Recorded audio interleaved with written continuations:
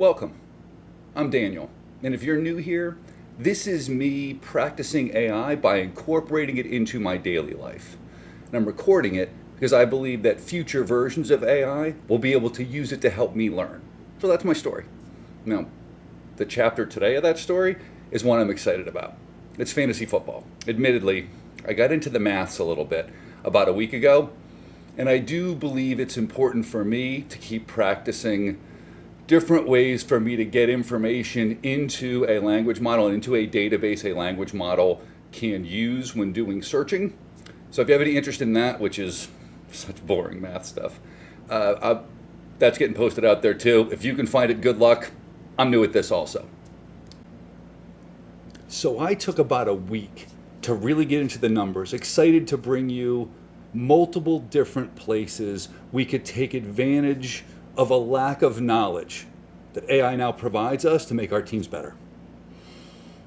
And I came back with one statistic that actually transfers over as a determinant of top 10, top 20 performance, and it's opportunities. That's it.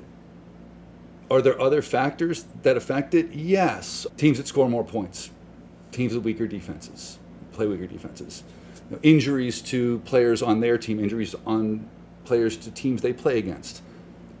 But I can't see any numbers that will allow me to factor that in before the season starts.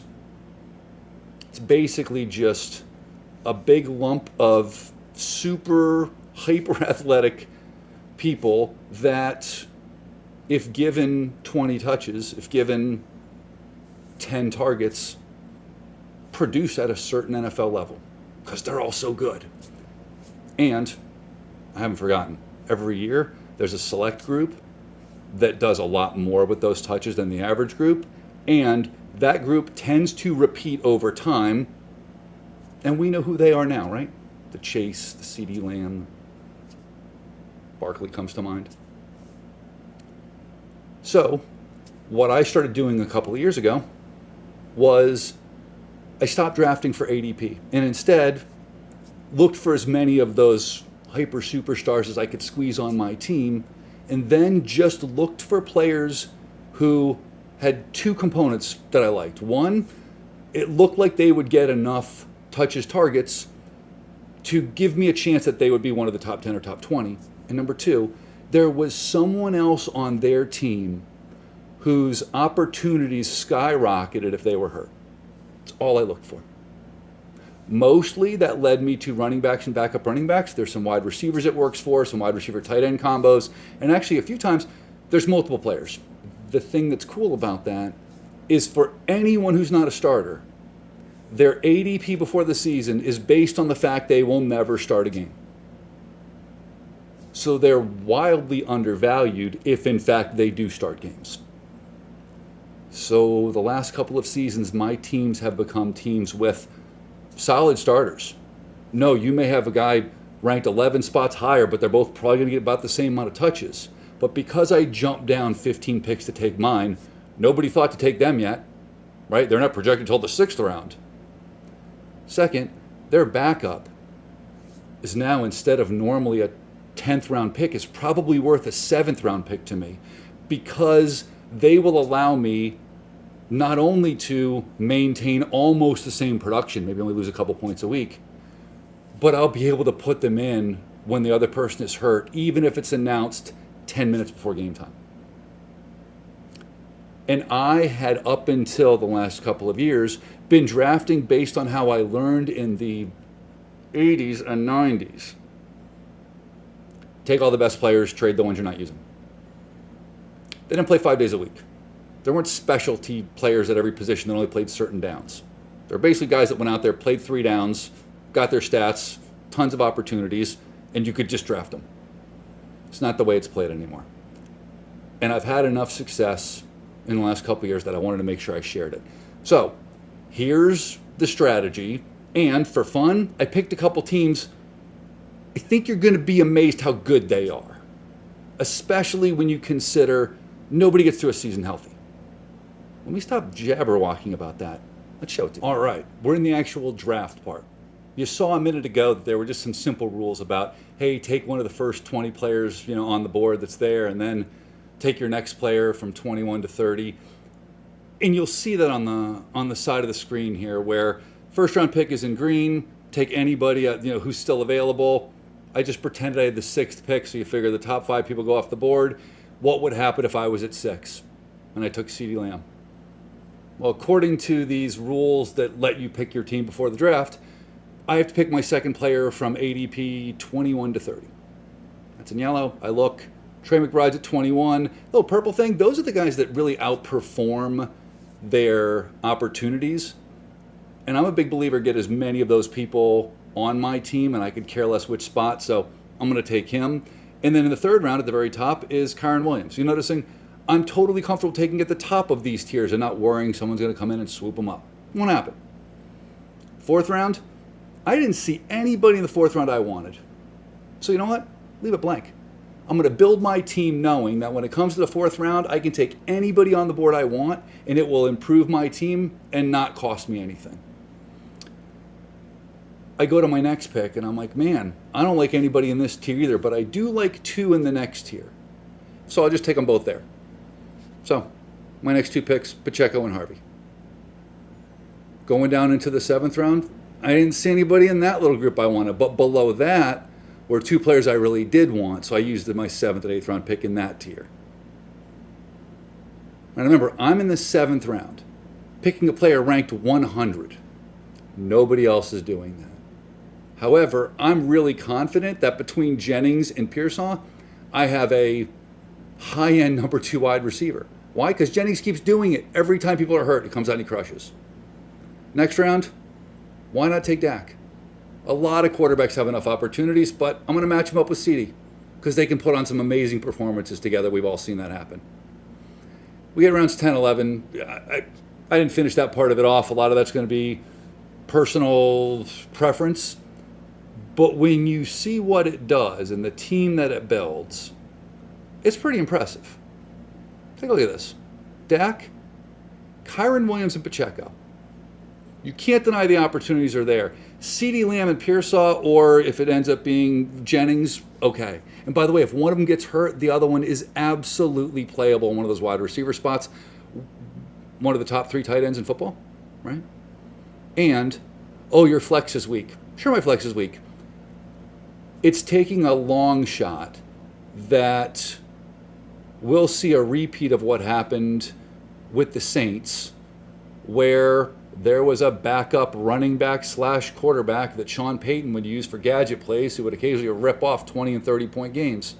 And he personally drafted this guy in his 2nd year back at head coach. And this guy can run and throw. Put him on my team, right? See what that coach does with him. And then looking on the bench, if something happens to Pearsall, I have Jennings. If something happens to my 2 running backs, I have backups nobody wants, right? I even said just take them with your last 2 picks. The thing is, Quorum and Hunt will get touches if the other people are hurt. I don't want to spend a season with them, but could they be flex-worthy, running back 2-worthy for a couple of games? Absolutely. It cost me nothing to have them. And when the announcement at 12:55 is this guy's not playing at 1 o'clock, I just make the switch. And I don't mess up having to drop Harvey or trade him away to find someone to start so I don't take a 0. And then I took a couple of other ones. The Tampa Bay wide receivers getting a ton of pub, and I don't have a lot of wide receivers on the team. And here's the last piece. Obviously, if Dak gets hurt, that's a problem. But if CeeDee's out, then I believe that Ferguson, the tight end, will probably see an uptick in opportunities for a few weeks. Not only that, maybe I can squeeze him in, if need be, on a bye week for McBride. And I forgot. I have a free 4th round pick. So there's my team, and I get to add my 4th round pick to this team. I'm not sure it's filled with huge names, although in a snake draft you can't get a lot of huge names. But all these people get the opportunities already, have already proven they can work with the opportunities, and the backups have already shown they're the favored ones to get the opportunities if something happens. I did the same thing again with a second group. You can see the team over here. This one, I'll show you how this works out. I just tried to take as many combos as possible to show you how many that are out there. I don't know that I do this many in real life, but I don't think that matters. Again, taking, instead of CeeDee Lamb, taking Genty, with the idea being maybe he is a stud. He was in college against weaker competition, but he does show that hyper athletic, hyper performing above and beyond his peers, that if you believe in that stuff in the pros, and I believe it a little, believe it for Brock last year, then yeah, maybe. Speaking of which, in the second round though, instead of a tight end, Bucky Irvin. And he was one of the guys last year that I had because he was so cheap, and they devalued the starter at the time because they drafted Bucky. So I just grabbed both of them. That worked out okay. I'm going to do the same thing this time. Because you know what? Bucky was a startable somewhere like the number 9, 10, 11 range for the entire year. He was a top 10 running back. If he gets hurt, though, there's a good backup there that's already been proven to get a lot of reps. So there you go. Third pick, if it was me, I'd probably take Kyron Williams again, but I was trying to do something different. The New England guy's getting a lot of pub. Now, I don't love this because I question the opportunities, but this is another case like Sean Payton where the offensive coordinator's coming in with a 20-year history of using the short passing game as part of the running game. New England has a terrible offensive line, and this guy can get the ball out of the backfield. So I don't see a top 10 player here, but I see a top 20. Easy. And we're getting him in the fourth round. And the reason why I would take a second tier or a person that doesn't have that many opportunities is that if something happens to him, Ramondre Stevenson, who finished number 20 last year, will probably be really good. He'll get even more opportunities than last year when he also split the backfield. And obviously, if something happens to Ramondre, I would guess that would mean Travion Henderson's opportunities would go up even more. And then I do see the potential for a top 10 performance. So I'm taking this player hoping someone gets hurt. That's such a nice way to play fantasy football versus the old way, just to play. So next round, Cortland Sutton, opportunities in Denver with Sean Payton, enough said. Fifth round, TJ Hawkinson, again, trying to capture one of those tight ends that can matter because half the teams in the league have a net negative at that position every single week. I at least want to see if I can be better than them, even if I'll lose out to the 3 or 4 teams with the real top guys. Oh, 6, 7, and 8. Okay. You notice nobody in the next couple of rounds. That's because I wanted to grab everybody's backup, and I just can't quit the San Francisco wide receivers. So you'll see those two guys in what order I picked them in. Who knows? Doesn't really matter. We get down to the 9th round. I pick your Fields, or pick your Justin. Justin Fields, Justin Herbert. Both of them, one new second-year coach, the other established wide receivers. The other one, man, Justin Fields is a top 5 guy when he runs the ball. Just what it is. So take either one, right? Coming to the 10th round, Rachaad White, I wanted to make sure I had the backup for Bucky Irvin for the same reason I took the opposite last time. And then Colston Loveland for Chicago. I like looking for quality tight ends because they're so scarce. So there it is. So notice no free 4th round pick. I used all the picks as I went through. And so if we look at the team from that standpoint, how it played out, your choice at quarterback, Genty, Irvin, and Henderson as your 3 running backs is pretty spectacular. Herbert or Fields at quarterback looked pretty good. And then Sutton and Pearsall, while, they're not household names, you can't deny the opportunities that Sutton had and take a look at his performance. He performs like a number 1 wide receiver. So it's all about opportunities, right? And you see on the bench, would White be a low-end number 1 from a standpoint of opportunities if something happened to Irving? Absolutely, right? Jennings, same thing. Stevenson, probably not a number 1, but if something happened, he'd get enough touches. He finished number 20 last year, so he's a top 20 running back. Isn't that what I care about for a backup? And then the Loveland part, yeah, there was a couple different tight ends that were down there too. If you didn't really believe in Loveland, I was looking, since I like the 2 tight end thing, you could have gotten a couple of other ones in that round. Kincaid's there. So there you go. Now, don't believe a word I said. I'm a crazy old man who spends too much time in front of numbers but still loves fantasy football. Go to your favorite mock draft site.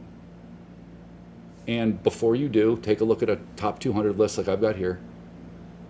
Put these little dashes in between the different rounds, and just pick the guys that work.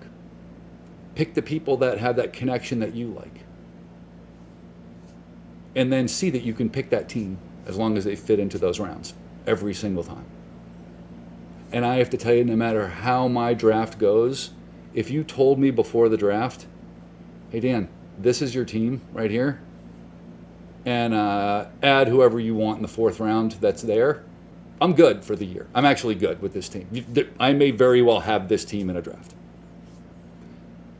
If something happens in the preseason and players get moved around, it does change the way people draft. So right before your draft, go ahead and look, see if those people are still ranked where they're ranked, if your little system still works, and it will. So my draft is coming, your draft is coming.